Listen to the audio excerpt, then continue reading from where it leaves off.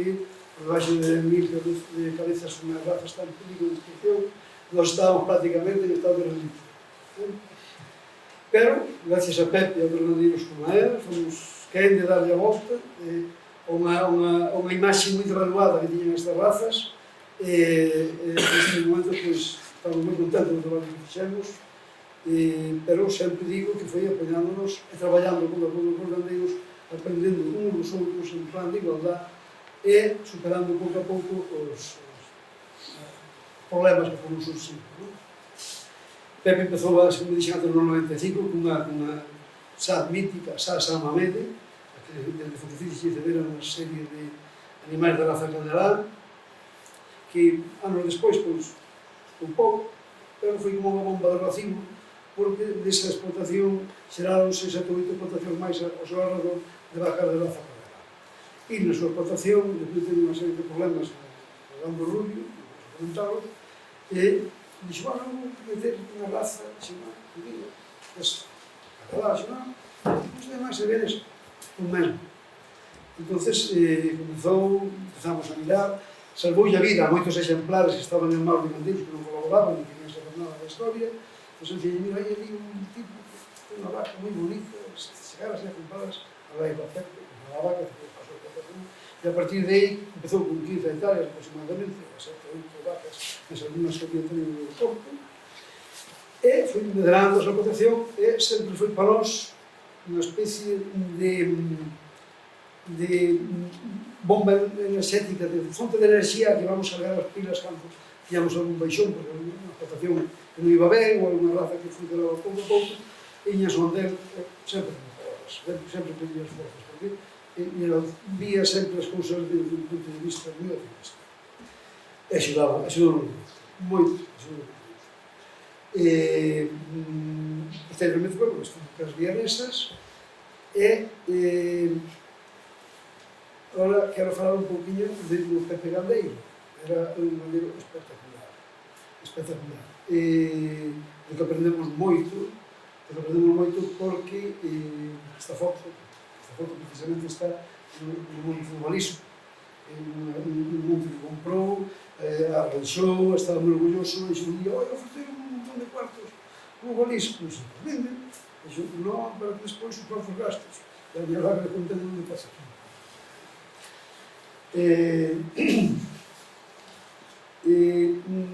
Pasado, quería falar agora un pouquinho tamén de Pepe como persoa. Si era un bo gandeiro, era moito mellor persoa. Era un home comprometido as súas ideas, leal, pero era capaz de aglutinar ao seu redor un universo plural de persoas que se nos sentíamos sempre ao seu redor moi cómodas e felices. El, calquera excusa lle servía para gallar unha festa, que excusa, o agosto, unha matanza, o saneamento gandeiro, enseguida gallaba ao seu redor un montón de xente, e sempre tiña a súa casa aberta, a súa despensa, a todos que vise chegar.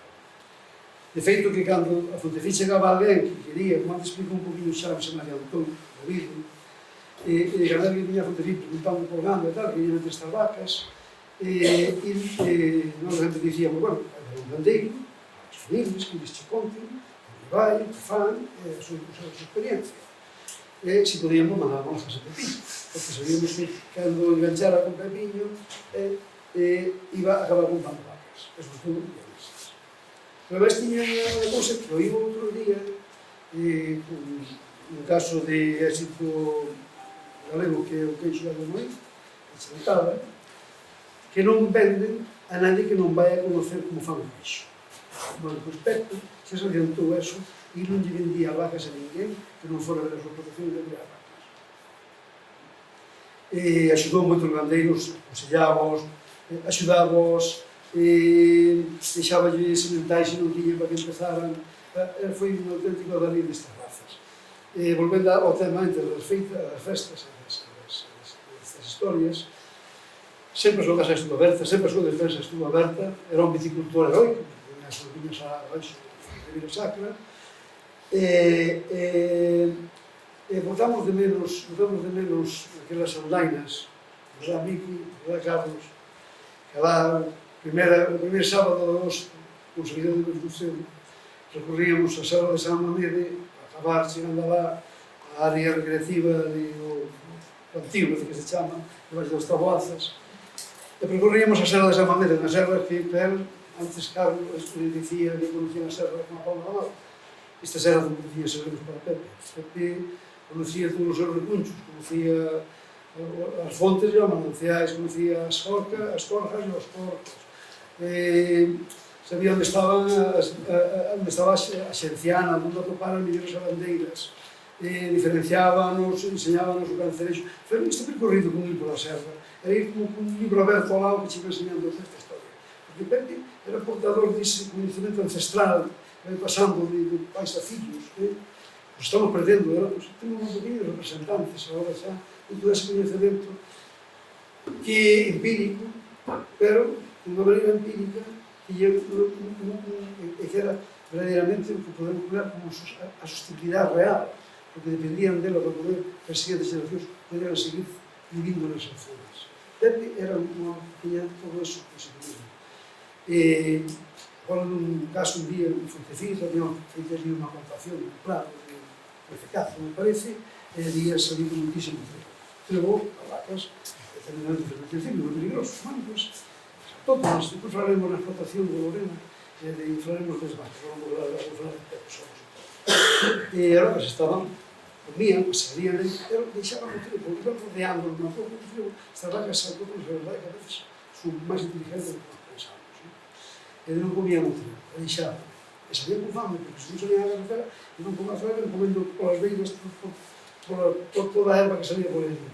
Pois, o Pepe, fixa, e estas vacas, por mando de toda a redor, e deixen o trevo.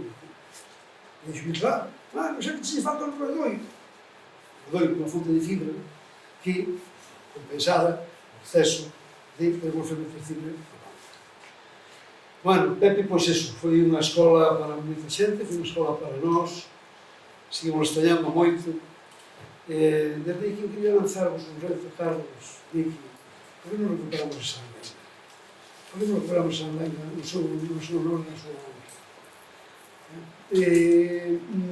Nada máis, sencillamente, dalle gracias a Lorena e a José Antonio por seguir cuidando esa semente que plantou, a súa explotación. Dalle gracias a familia. Nada máis.